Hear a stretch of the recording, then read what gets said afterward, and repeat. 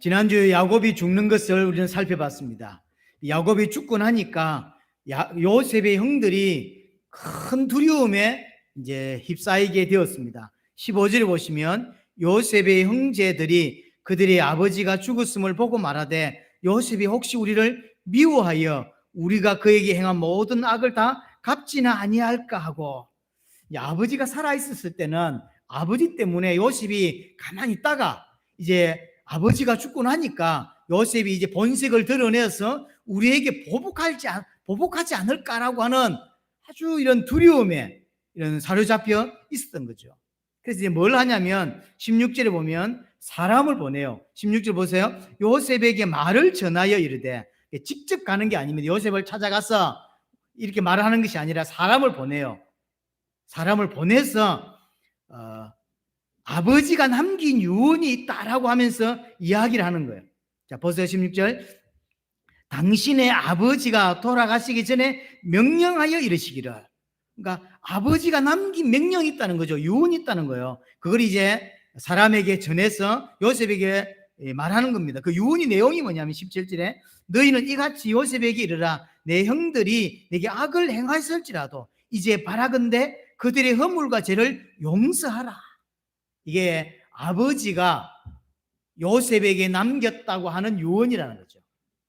우리는 49장에서 요셉이 한 유언을 다 살펴봤어요. 이 내용은 안 나와요. 그러면 이제 학자들은 뭘 고민하냐면 이게 진짜로 야곱이 한 유언이 맞는가라는 거예요. 야곱이 한 유언이 맞을까 이게? 내 형제들이 허물과 죄를 지었지만 네가 용서해줘라 이걸 했다는 거예요. 학자들은 어떻게 이해하냐면 이거는 형들이 꾸며낸 거짓말이다라고 신학자들은 생각을 해요. 왜 그러냐면 만약에 야곱이 이 유언을 진짜로 남겼다면 왜 남겼을까요? 야곱이 정말로 유언을 남겼어야 했다면 왜 남겼었겠죠? 야곱이 생각할 때 저 요셉이라는 놈은 확실히 내가 죽고 나면 보복할 놈이 확실해 라고 하는 생각이 들었을 때 유언을 남길 수 있는 거거든요. 그러나 요셉은 그런 인물이 아니었어요. 처음에 요셉이 형제들을 만났을 때 45장에 가보면 창세기 45장에 보면 이런 이야기를 하죠. 나를 이곳에 팔았다고 해서 근심하지 마소서, 한탄하지 마소서. 하나님이 생명을 구원하시고 나를 당신들보다 먼저 보내셨다.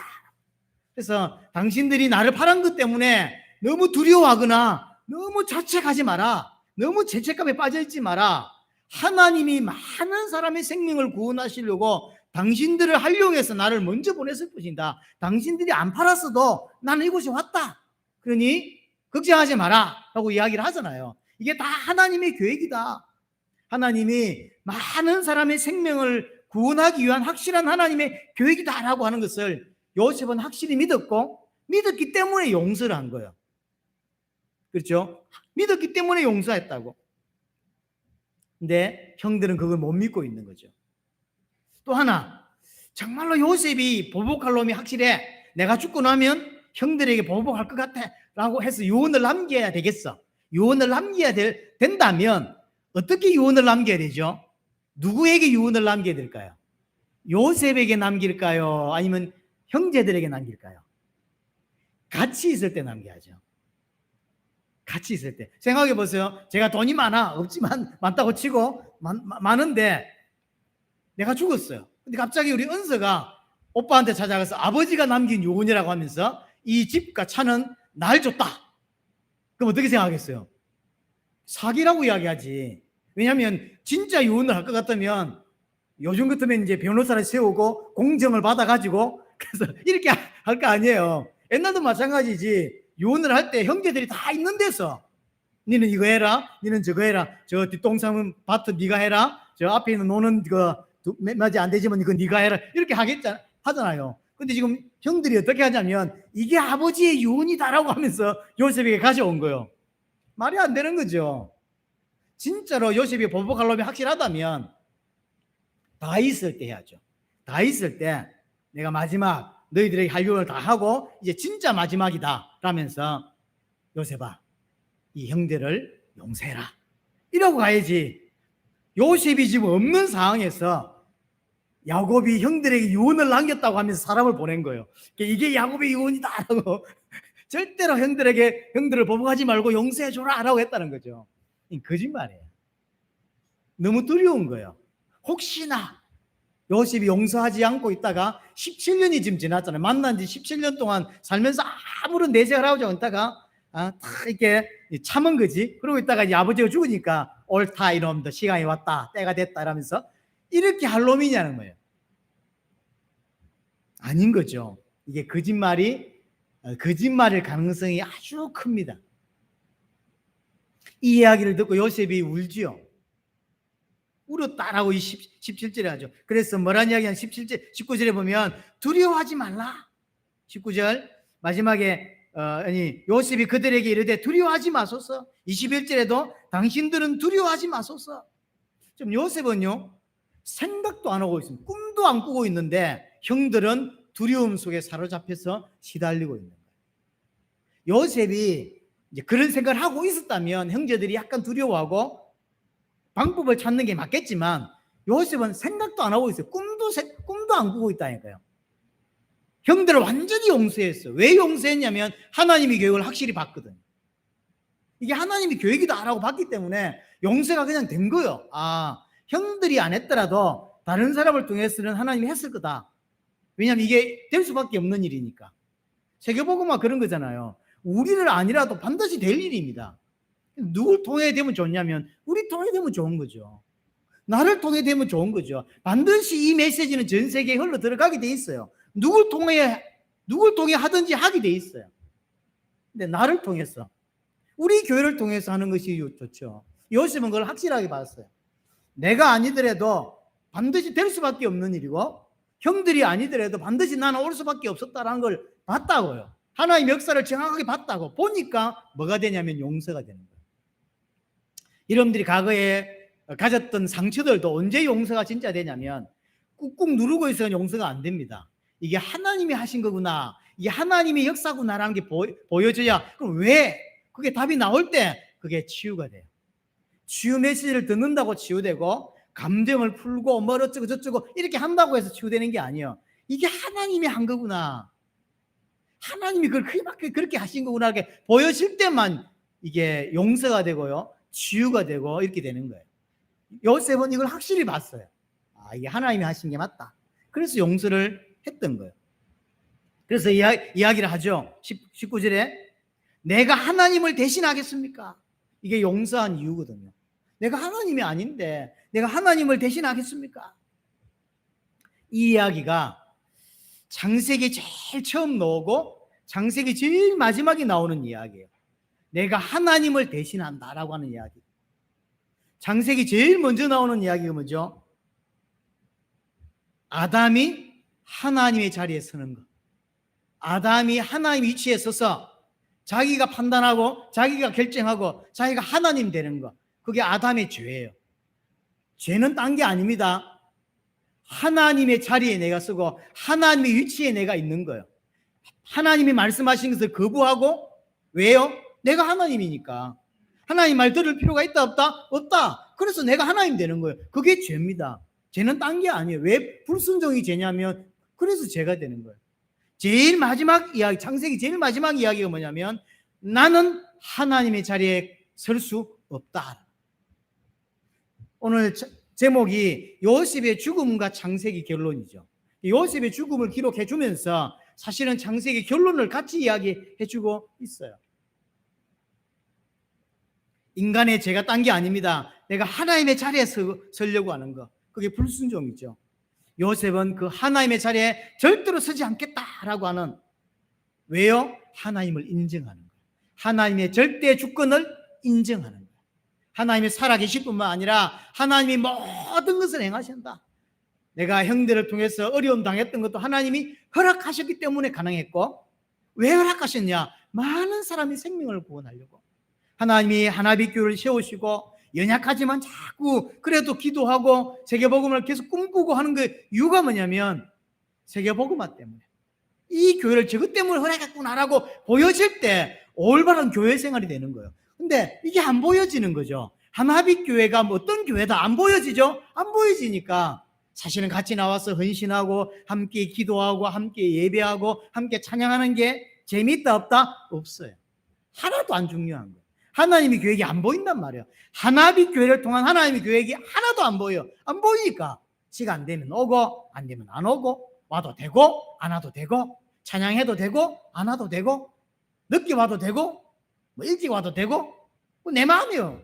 하나님의 계획이 안 보이니까. 하지만 정말로 세계복음화 하나님이 전 세계를 살리는 이 일을 두고 이 하나빛 교회를 선택하셨다. 하나님 선택한 게 아니죠. 하나님 처음부터 준비하시고 예정하셔서 그래 때가 되어서 나를 이게 보내고 오늘 아침에 갑자기 장로님하고 이게 김근사님 생각이 났었어요. 왜냐하면 제가 부산을 내려갈 뻔했거든요. 저 교회 없어지고 부산 간다라고 했는데 장로님이 찾아오셨어. 가지 말고 안산에서 교회 하시죠. 이게 하나님의 음성으로 들린 거예요. 그래서 제가 남았거든. 안 남았으면 어찌 됐을까요? 더 좋았을란가? 이 기회가 없었어. 그래서 그럼 봐줘도 내가 같이 안 하겠죠? 그 생각이 갑자기 오늘 아침에 들었다니까요. 기도하다가 그랬었구나. 그 생각이 들더라고요. 근데 진짜 이게 하나님이 세우신 교회고 하나님이 보내신 목회자가 맞고 하나님이 세우신 교회가 맞다라고 생각이 든다면 교회를 섬기는 모습이 완전히 달라져요. 근데 그렇게 한 생각이 안 들어. 그냥 여러 교회 중에 하나라 그러면 오고 싶으면 오고 가고 싶으면 가고 찬양하고 싶으면 하는 것이고 안 하고 싶으면 안 하는 것이지 그냥 아무 상관이 없는 거죠. 똑같아요. 하나님의 주권을 하나님의 절대 주권을 요셉은 정확하게 인정하고 있는 거예요. 20절 보세요. 이렇게 이야기합니다. 당신들은 나를 헤아려 하였으나 이건 팩트예요. 하나님이 허락하셨지만 실제로 죄 지은 건 맞습니다. 분명히 죄가 맞습니다. 그러면서 그 뒤에 하나님은 그것을 선으로 바꾸사 오늘과 같이 많은 백성의 생명을 구원하게 하시려고 하셨다. 분명히 나를 판 건 죄가 맞아. 하지만 그것을 하나님이 딱 뒤바꾸셔서 많은 사람은 생명을 구원하는데 활용하셨다는 것이죠. 그게 요셉의 고백입니다. 요셉은 이걸 실제로 믿었다는 이야기죠. 형들을 통해 고난을 받고 죽을 뻔하고 애굽에 팔리고 이것도 사실은 죽는 거예요. 애굽에 팔렸다는 이야기는 죽는 것과 같은 거예요. 애굽 팔아놓고 20년 후에 찾아오고 이런 게 없습니다. 애굽 팔렸다 그럼 어느 날 어느 지역에서 일하다가 그냥 죽는 거예요. 노예가 그냥 뭐 죽는 거죠. 병들어 죽기도 하고 맞아 죽기도 하고 그런 거란 말이에요. 그런데 하나님이 알고 봤더니 형들이 나를 팔았다고 생각했는데 아니구나. 하나님이 나를 보내신 거구나. 왜? 생명을 구원하시려고. 이게 보인 거죠. 그러니까 형들이 용서가 돼요. 요셉은 확실히 믿은 거죠. 하나님이 하신 거다라고 믿은 거죠. 여러분들이 과거 상처나 사건들이 전부 하나님이 허락한 거다라고 믿어져야 돼요. 믿어질 때만 그게 이해가 되고 그게 용서가 되고 새로운 출발이 되고 그러는 거예요. 근데 그걸 안 믿는다고. 형들이 지금 그걸 안 믿는 거예요. 분명히 요셉이 창세기 45장에서 이야기해 줬거든요. 한탄하지 마소서. 자책하지 마십시오. 죄책감에 빠져 살지 마십시오. 하나님이 하신 겁니다. 당신들이 한 거 아닙니다. 하나님이 한 게 맞습니다. 라고 이야기해 줬는데도 형들은 믿지 않는 것이죠. 오늘 본문의 내용은 요셉은 예수 그리스도를 예표하고 이 형들은 믿지 않는 형들은 우리의 모습을 보여주는 장면이에요. 예수 그리스도는 우리를 살리기 위해서 애굽 땅에 보내져서 죽음 가운데 처해져 있던 요셉이었고 우리는 그 예수 그리스도를 십자가에 못 박은 형제들이에요. 그렇죠? 사실은 요셉 이야기가 아니라 우리 이야기고 요셉 이야기가 아니라 우리를 살리기 위해 십자가에 지셨던 예수 그리스도 이야기합니다. 많은 사람들은 예수 그리스도 십자가에 죽였지만 하나님은 그것을 도리어 선으로 바꾸셔서 많은 사람의 생명을 구원케 하신 것이죠. 20절. 그래서 20절 내용을 자세히 보면 이 바로 예수 그리스도의 십자가 사건이에요. 이걸 듣고 요셉이 울지요. 왜 울었을까요?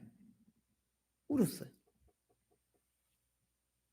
이 요셉의 눈물은 요한복음 11장에 보면 예수님이 나사로 사건으로 우는 장면이 나오죠. 요셉의 눈물은 바로 예수님의 눈물이에요. 요한복음 11장에. 요셉이 왜 울었을까요? 형들이 불쌍해서? 아닙니다. 형들과 많은 사람들을 살리기 위해서 하나님이 행하신 일이었어요. 하지만 형들은 그걸 믿지를 않아요. 요셉은 확실하게 하나님이 하셨다라는 걸 믿어요. 하지만 지금 형들은 하나님의 역사를, 하나님이 일하고 계심을 못 믿는 거예요. 하나님이 행하셨기 때문에 그렇게 되었고, 그래서 요셉은 그걸 확실히 믿었고, 그래서 확실히 용서했는데, 형들은 그게 하나님이 하셨다는 걸 못 믿으니까 두렵고, 그래서 시달리는 거예요. 아버지가 죽으면 우리를. 그래서 오늘 본문에 보시면 재밌는 표현이 뭐냐면, 당신의 아버지가 이렇게 했어요. 다 지 아버지지 왜 당신의 아버지야? 요셉에게 이야기할 때 우리의 아버지가 이렇게 해야 되잖아요. 근데 당신의 아버지께서, 왜냐하면 요셉이 가장 존경하는 인물이 자기 아버지거든. 그러니까 당신의 아버지께서 이렇게 말씀하셨다. 왜냐? 그래서 절대 보복하면 안 된다. 뭐 이런 이야기인 거죠. 그래서 요셉은 확실하게 하나님을 믿고 그래서 용서가 됐어요. 형들은 그 하나님의 역사를 못 믿는 거예요. 지금 우리를 통해서 전 세계 행하시는 이 역사를 어떤 사람은 믿고 어떤 사람은 못 믿어요. 그래, 그런갑다. 이게 똑같아. 우리 이야기예요. 보세요. 예수님이 나사로가 죽었을 때 울지요.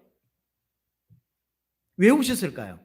사람들은 어떻게 생각했냐면 나사로를 너무 사랑했는데 그가 죽었거든. 그래서 슬퍼했다고 생각한 거죠. 과연 예수님의 죽음이 나사로의 죽음 때문인가요? 아닙니다.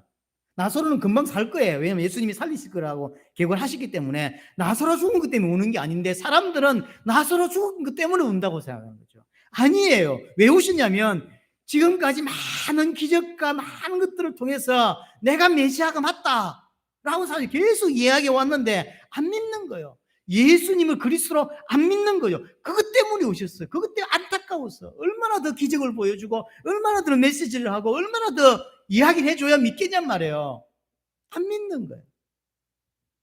그래서 어느 시간까지 왔냐면 죽은 나사로를 살려야만 혹시 믿어가 싶어서 살리는 거란 말이에요. 그래도 안 믿어. 마르다를 만납니다. 마르다에게 이야기하죠. 오빠가 살 걸 믿냐? 믿는다는 거예요. 예수님이 뭐라고 말했냐면 나는 부활이고 생명이니 나를 믿는 자는 죽어도 살겠고, 분명히 말했어요. 죽어도 살겠고. 자기 오빠를 두고 하는 소리입니다. 죽어도 산다고 해줬는데 나중에 주님이 다시 부활하실 재림하실 때 그때 살아날 걸로 믿는다. 교리적인 믿음이죠. 안 믿는 거예요. 그래서 예수님이 우신 거예요. 얼마나 더 기적을 보여주고 얼마나 더 메시지를 하고 얼마나 너희와 함께 해야만 믿을래. 요셉의 눈물이 이 눈물이에요. 안 믿는다고. 뭘 안 믿습니까? 하나님의 역사를 안 믿는 거예요. 제자들이 하나님의 역사를 안 믿는 겁니다. 여기 보면 요한복음 11장에 보면 유대인들이 막 따라오고요. 계속 기적을 일으키니까 계속 따라오고요. 마르다, 마리아가 나왔는데 안 믿습니다. 안 믿어요. 그토록 예수님과 함께 있고 말씀을 나누고 이렇게 하면서도 안 믿어요. 마르다. 요셉의 눈물은 다 용서했는데 믿지 않는 안타까움에서 나오는 눈물이고, 예수님께서 십자가로 모든 문제를 해결했음을 믿지 않는 이 모습, 그게 우리의 모습입니다. 예언하시고 그래서 성육신 하셔서 예언한 대로 성육신 하셨어. 십자가에 죽으시고 부활하셔서 단번에 영원히 온전케 다 끝내놨는데 안 믿어요. 그래서 예수님이 죽을 때 혹시나 싶어서 다 이루었다라고 말해놨는데 안 믿습니다. 혹시나 제자들이 또 안 믿을까 싶어서 히브리 기자가 분명히 말해요. 단번에 제사로 영원히 온전케 하셨다라고 했는데 안 믿습니다. 바울이 고린도 교회에 보낸 편지에 다시는 내 육신을 위해 살지 않아도 될 만큼 주님이 다 끝냈다라고 했는데 안 믿습니다. 안 믿어요. 그래서 안 믿는 요셉의 형들의 모습이 이 시대 우리의 모습이라고 하는 거죠. 요셉이 자기를 죽이려고 한 형들을 용서했죠. 이것이 바로 예수님의 모습과 똑같습니다. 요셉은 자기를 죽이려 했던 형들을 도리어 살렸죠. 자기를 죽이려고 했는데 기근 때문에 죽을 수 있는 그들을 살려냈습니다. 요셉이. 예수님이 십자가를 지시는데 사람들이 막 조롱하고 비웃고 이러죠. 나사로는 살리더니 니는 못 사나 하면서 뛰어내리 봐라 하면서 조롱하고 이러죠. 그 예수님이 십자가가 뭔지 모르니까요. 비난하고 조롱하고 비웃고 끌대고 막. 하지만 예수님이 그 조롱과 비난하는 그들을 살려내려고 십자가 진 거라니까요. 근데 모른다고 몰라. 모르니까 교회를 함부로 생각하고 교회를 자기 마음대로 생각하고 모르니까. 요셉의 형들이 딱 그런 거예요. 하나님이 행하시는 게 안 보이는 거예요. 그게 못 믿겠어. 그러니까 요셉을 두고 혹시나 0.01%도 안 해도 그런 생각을 하고 사는 거예요. 혹시나 보복하면 어떡하지?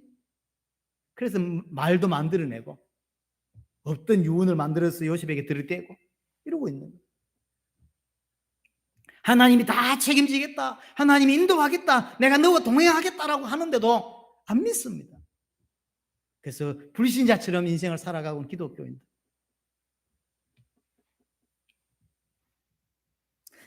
다행스러운 건 형들이 하나 아는 거 있습니다. 그게 뭐냐면 절대로 요셉에게 용서받을 수 없는 죄를 지었다는 거예요. 이건 다행이죠. 신앙생활의 시작은 사실 여기서부터거든요. 나는 절대 용서받을 수 없는 죄를 내가 지었어. 내가 가지고 있어. 내 죄는 어떤 그래도 용서할 수 없는 죄야 라고 하는 죄를 가지고 있는데 내가 거기에서 용서를 받았어. 그러면 그 사람은 마음이 어떨까요? 감격되고 흥분되고 눈물 나겠죠.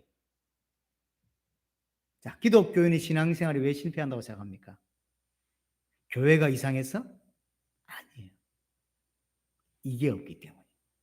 내가 가진 죄, 내가 가진 문제가 절대로 용서받을 수 없는 죄다라는 게 안 보이는 거예요.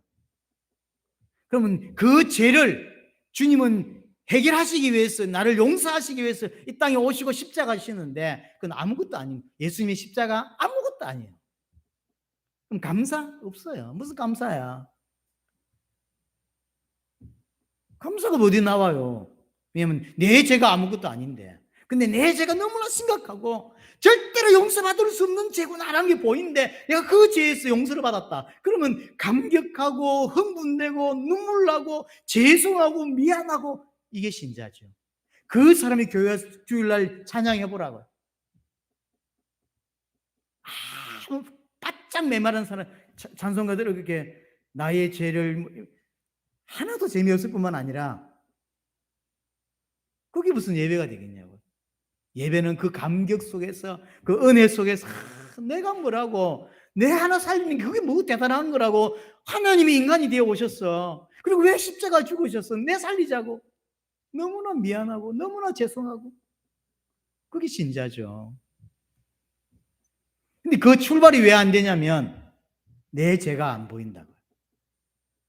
내 죄가 하나님이신 그분이 이 땅에 사람이 되어 오시고 십자가에 비난받고 죽으셔야만 해결된다라고 안 보이니까 신앙생활에 아무런 힘이 없고요. 신앙생활에 아무런 어떤 뭐랄까요? 생명력이 없어요. 교회가 이상해서 옆에 있는 성도가 이상해가지고 신앙생활이 이상한 게 아니에요. 내가 진짜 봐야 될 게 안 보이는 거예요. 그 엄청난 것에서 용서를 받았는데 그 용서받았다는 생각이 안 들거든. 그러니까 아무런 메말라지는 이런 신앙이 될 수밖에 없는 거죠. 아는 자는요 감격할 수밖에 없어요. 아무리 복음이 감정을 섞으면 안 된다고 이야기는 하지만 진짜로 사실을 알고 용서받은 걸 알면 감격이 안 될까요? 눈물이 안 날까요? 눈물 나게 돼 있어요. 여러분들 처음 예수 믿고 또는 한참 믿고 지나다 진짜 깨달았을 때 울고 너무 가슴을 치는 일이 없다면 여러분 돌아보셔야 돼요. 잘못된 거예요. 어떻게 예수를 믿고 내가 용서를 받았는데 거기에 대해서 감동이나 감격이나 눈물이 없을 수 있냐고. 그건 신자가 아닐 가능성이 큽니다. 사실은 큰 고장이 난 거예요. 사실은 여기서 모든 게 나옵니다. 아무리 생각해도요, 나는 구원받을 자격이 없는데, 왜냐면 나를 통해서는 뭔가를 내놓는 게 아무것도 없는데 내 하나 살리자고 하나님이 이 땅에 왔다는 거예요. 단 형들은 이걸 알고 있어요. 하지만 모르는 게 있습니다. 모르니까 안 믿는 거죠. 그게 뭐냐면 요셉이 완전히 용서했다는 걸 안 믿고 있는 거죠. 안 믿으니까요, 죄책감에 시달리는 거죠. 시달릴 필요 없는, 안 해도 되는 고민을 계속 하는 거죠. 안 해도 되는 고민을. 제가 어릴 때 이웃 동네 한 3km 남해대교라고요. 제가 남해대교 바로 옆에서 살았거든요. 한 2, 3km 떨어진 데 살았다고. 남해대교가 이렇게 있어요. 거기 이제 가보면 바람이 심하게 불면 다리가 흔들흔들해요. 그게 무섭더라고요. 근데 어떤 생각을 하냐면 내 지나가다 저 떨어지면 어떡하지? 이런 생각을 어릴 때 계속 했던 거예요. 안 해도 되는 생각이었는데 그게 꿈에도 나타나고 그러더라고요. 그래서 내가 건너가는데 다리 몇 번 무너졌어요. 꿈에. 쓸데없는 고민, 쓸데없는 생각이죠. 요셉의 형들이 딱 이와 같아요. 요셉은 꿈도 꾸지 않고 생각도 안 하고 있는 걸 계속 시달리고 있는 거. 아버지 죽으면 큰일 나는데 죽었어요. 아, 이거 보복하면 어떡하지? 보복하면 어떡하지? 계속해서 이야기도 만들어내고 이러고 사는 거예요. 믿음 없는 성도들이 딱 모습이에요.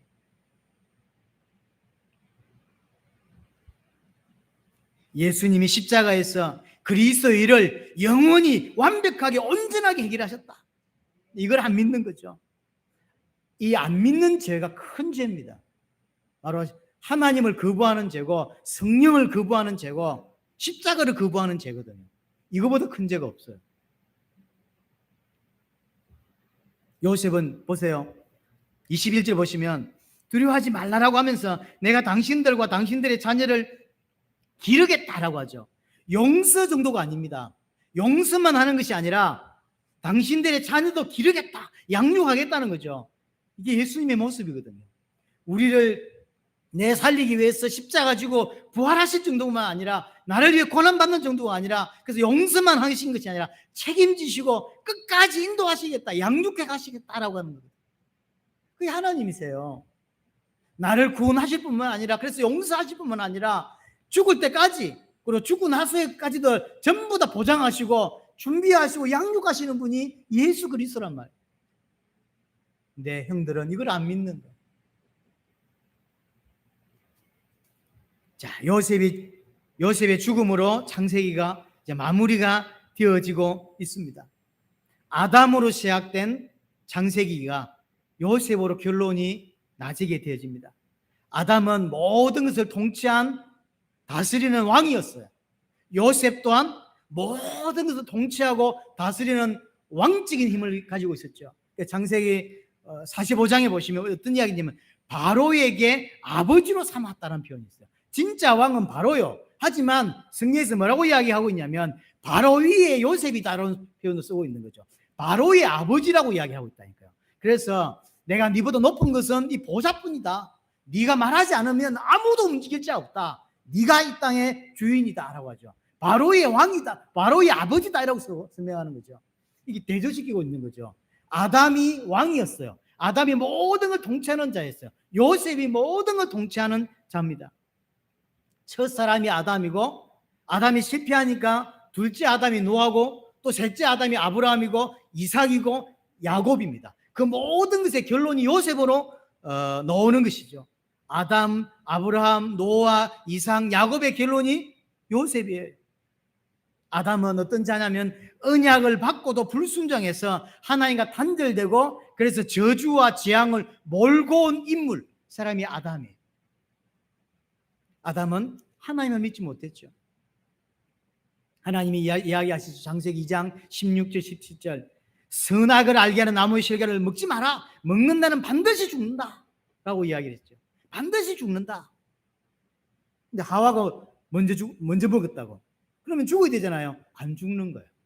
안 죽으니까 아담이 어떤 생각을 하죠? 안 죽으니까 하나님의 말씀이 틀렸구나 라는 생각을 하는 거죠. 하나님이 나를 또 속이려고 저렇게 말했구나. 안 죽는 건데 하나님이 나를 속이려고 저랬구나 라고 생각이 드는 거죠. 그러니까 말씀에 순종하지 않는 거예요. 자기가 생각하는 게 옳다고 생각하는 거죠.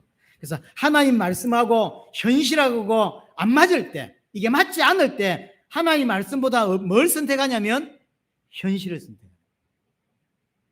그래서 하나님께 불순종하게 되는 인물이 아담이에요. 이게 아담의 죄입니다. 반드시. 요셉은 정반대입니다. 온전히 순종하죠. 아담이 불순종했다면 요셉은 바로 온전히 순종하는 자로 우리에게 보여주고 있습니다.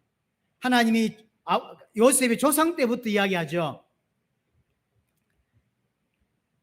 그 씨에 대한 약속, 땅에 대한 약속, 가나안 주겠다라고 이야기하고, 또 이 하늘의, 아브라함이 그 이야기했잖아요. 하늘의 별들을 보여주면서 네 후손이 저렇게 될 거다. 바다의 모래를 이야기하면서 네 후손이 저렇게 될 거다. 셀 수 있느냐? 못 센다. 그렇게 된다라고 이야기했잖아요. 그럼 이루어졌냐면 아브라함이 아브라함이 죽을 때 그 말씀이 성취된 걸 보고 죽었냐? 못 보고 죽었어요. 그러면요, 이삭은, 야곱은요, 지금 죽는 요셉은 하나도 못 봤어요. 하나님이 말씀한 건 있는데 그 말씀이 하나도 안 이루어졌어요. 근데 요셉은 뭐 하죠? 그걸 믿는 거예요. 완전히 대조시키고 있어요. 아담은 현실과 말씀이 부딪힐 때 현실을 선택하지만 요셉은 반대예요. 온전히 하나님을 신뢰하고 언약을 딱 믿는 거예요. 믿으니까, 보세요. 24절 보세요. 믿으니까 요셉이 그의 형제들에게 이르되 나는 죽을 것이나 하나님이 당신들을 돌보시고, 그러죠. 돌보신다 말은 정확한 표현은 뭐냐면 찾아오시고란 말이에요. 방문하시고예요.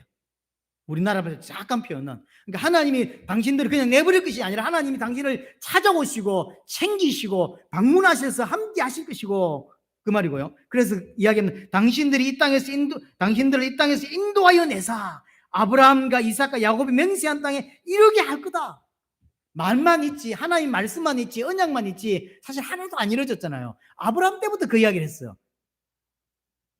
여러분 생각해 보세요. 장로님이 자식들에게 어떤 이야기를 했어요. 근데 1년 지나도 이행을 안 하고, 3년 지나도 이행을 안 하고, 10년 지나도 이행을 안 하고, 30년 지났는데 이행을 안 해. 그러면 문기와 세계가 어떻게 생각할까요? 농담이었네, 이렇게 생각하죠. 그렇게 생각 안 할까요? 30년 지나도 그 이행을 안 한다고.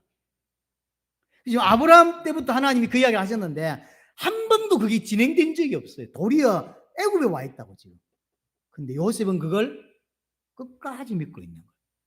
하나님을 끝까지 신뢰하고 있는 거죠.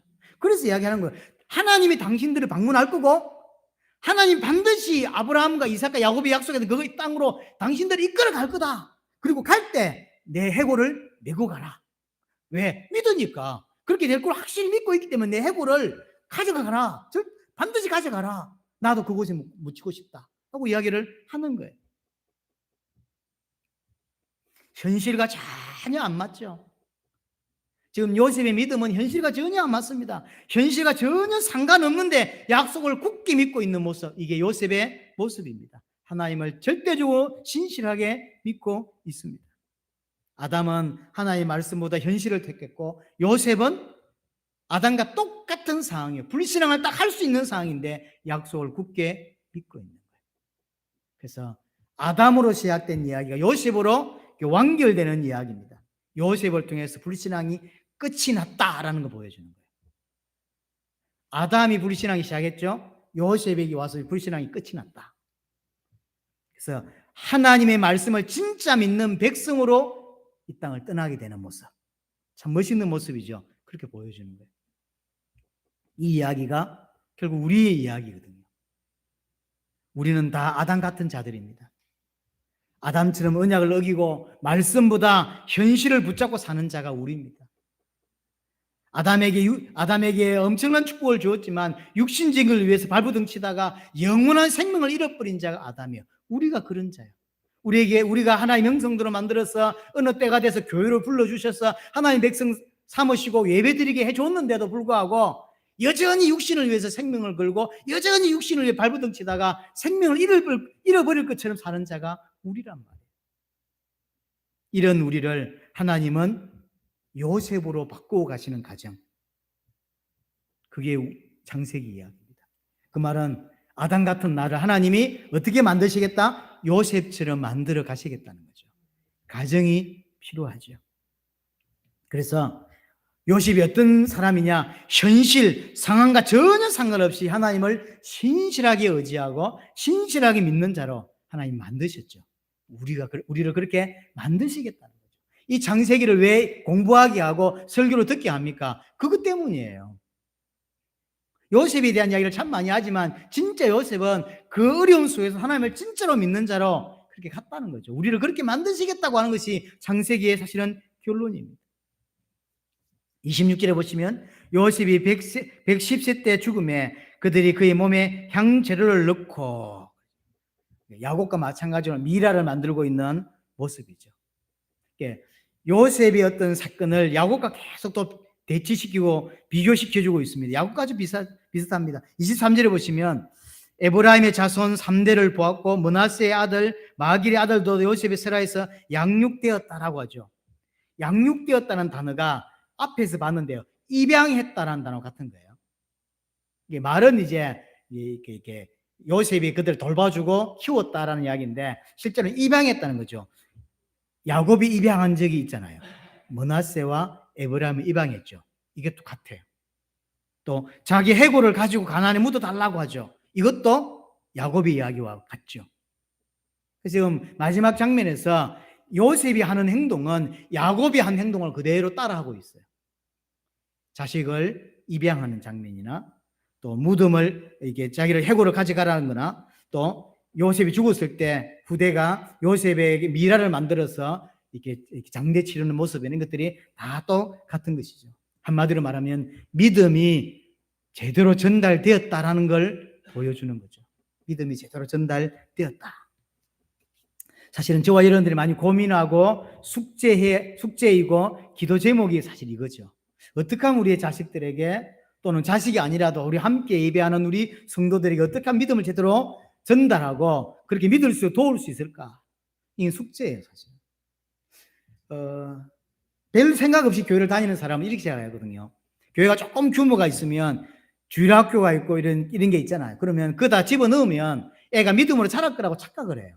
자랍니까? 안 자랍니다. 다른 건 몰라도, 지식은 심어줄 수 있을지 몰라도 믿음이라는 건 좋은 시스템을 만들어준다고 믿음이 들어가는 게 아니에요. 우리처럼 주일학교가 없는 교회는 주일학교가 있을 만큼 좀 부흥도 되고 그래서 아이들도 좀 양육하면 좋겠다라고 생각하지만 좋은 시스템 안에 들어간다고 그 믿음이 생기냐면 안 생겨요. 모르시겠습니까? 지금까지 교회 다니면서 못 보셨어요? 주일학교 한다고 애들이 믿음이 생기는 게 아니에요. 그럼 안 하면 생깁니까? 그 말도 아니에요. 아이들 보세요. 막 놀다가 주일날 한번 이제 설교, 전사님의 설교, 이게 담당 교육자의 설교 30분 듣고 분반 공부 30분 합니다. 그럼 일주일에 1시간 메시지를 듣는 거죠. 그거 듣고 믿음이 생길까요? 어른들도 안 생기는데. 어른들도 일주일에 교회 와서 1시간 앉아있고 2시간 앉아있고 가는데도 안 생기는데 애들이 생긴다고요? 그러니까 착각을 하는 거예요. 자기는 메시지에 집중해서 믿음 생기는 게 고민 안 하면서 지 자식은 그냥 주일학교에 맡겨놓으면 믿음 생길 거라 착각해요. 그것 때문에 눈물도 한번 안 흘려보고 그것 때문에 하나님께 엎드려서 고민도 한번 안 해본 사람이 그냥 주일학교 만들어서 좋은 선생님 밑에 지가 좋은 선생 안 대생은 안 하고요. 좋은 선생한테 맡겨놓으면 잘 될 거라고 얼마나 성도들이 오해라고 착각하는지 몰라요. 지는 헌신 안 하면서요. 뭐 교회가 왜 이래? 지가 하지 왜 안 해? 이상해. 보면 교회를 오래 다닐수록 왜 이 성도들이 이상하지? 이게 있는데요. 제가 내린 결론이 뭐냐면 분명히 하나님의 은혜가 일단 있어야 돼요.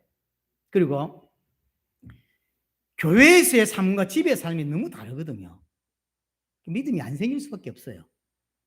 주일학교 데려와서 애를 이제 집어넣어주고 자기들 이제 돌아가서는 그날부터 오후부터 해서 다음 주일 올 때까지 거의 6일 반을 불신앙으로 막 살다가요. 주일날 끌고 일하지도 않으면 잠 깨워가 일날 이래가지고 주일학교 집어넣어 놓거든. 그러니까 믿음이 생겨. 안 믿냐면서 지도 안 믿으면서 안 믿는 삶을 일주일날 자식에게 보여주고는 그러고 주일학교에다 집어넣어 놓고 믿으라 하거든. 그걸 믿겠어요? 그걸 믿겠습니까? 안 믿습니다. 애들이 철이 들면요, 지나 좀 믿지 이런 생각을 한다니까요. 일주일 내내 불신앙하고 일주일 내내 불신자처럼 사는 부모님 밑에 살다가 주일날 자고 있는데 깨나고 가기도 싫은 거 깨갖고 집어넣고 하나님 믿어야 된다면 끌고 와서 교회 지라고 집어넣어 놓으면 얘가 믿냐고, 지도 안 믿으면서. 참 은혜예요. 요셉이 야곱의 믿음을 그대로 전수받고 배웠다고 하는 건 정말로 은혜입니다. 이 은혜가 필요한 거예요. 그래서 이거 해야 된다 저거 해야 된다는 게 중요한 게 아니에요. 이럴 수도 있고 저럴 수도 있어요. 하지만 정말로 하나님의 은혜가 먼저 필요하고, 또 그런 마음이, 모든 자가 그런 마음을 가져야 돼요.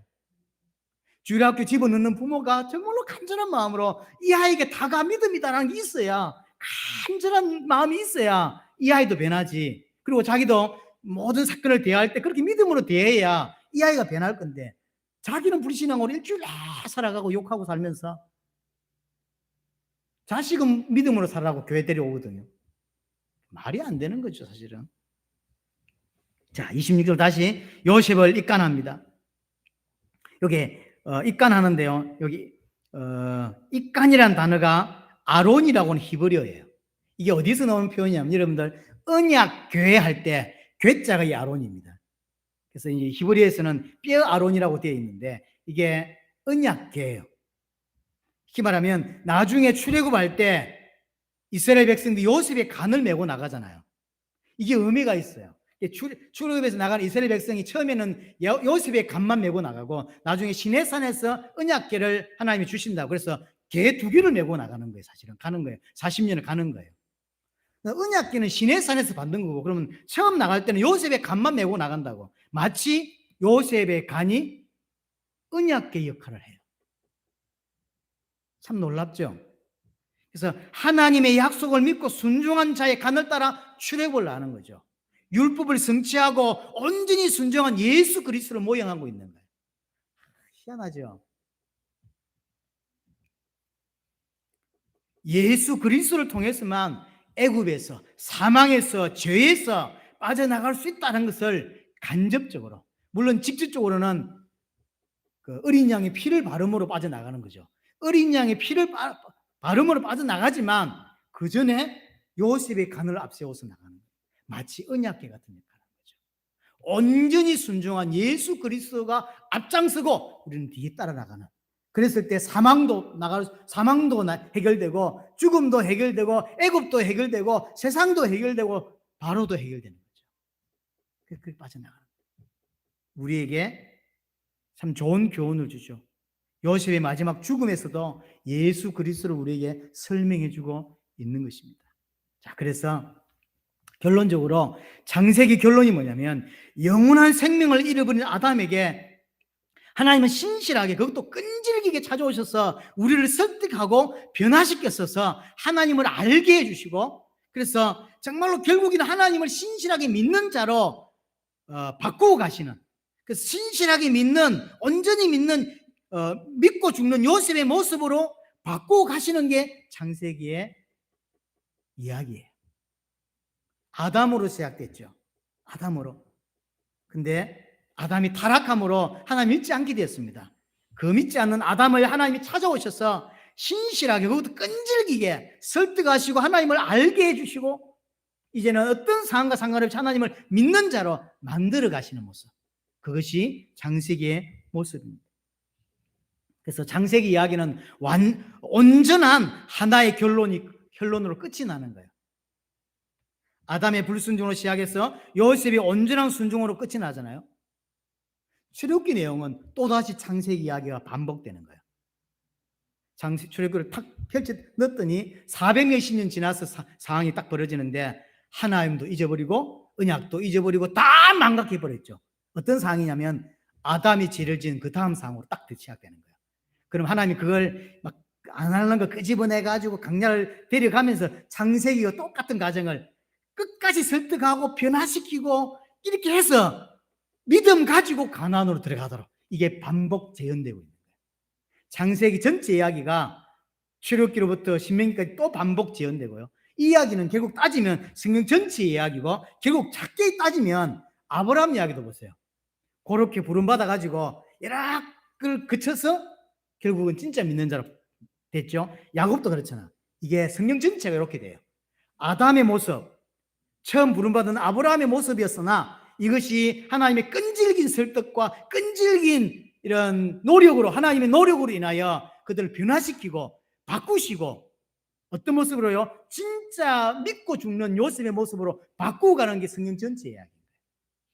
그게 창세기 이야기입니다. 그래서 신앙의 출발점은 아담과 똑같아요. 우리의 모습. 축복을 주었으나 하나님을 대적하고 하나님의 말씀보다는 현실을 더 붙잡는, 하나님께 순종하지 않고 하나님의 자리에 서려고 하는, 그것이 아담의 죄고, 그것이 아브라함의 죄고, 그것이 이삭의 죄고, 그것이 우리의 죄였어요. 그런 우리를, 하나님을 대적하고 말씀보다는 현실을 더 선택하는 우리를 하나님은 끝까지 인내하셨어. 그리고 사랑하시고 요셉같이 하나님을 신실하게 믿는 사람으로 만들어 가시고 세워 가시는 모습, 그것이 우리의 신앙입니다. 우리는 그 중간에 서 있습니다. 하나님은 지금도 신실하셔서, 요셉에게 역사하시던 그분이 지금도 신실하셔서 우리를 바꾸시고 변화시키시고, 그렇게 요셉이 믿음의 사람으로 죽는 것처럼 그렇게 만들어 가실 거라고 하는 거죠. 이것이 창세기를 공부해야 되는 이유인 것입니다. 이 은혜가 여러분들의 꼭 있게 되기를 바랍니다.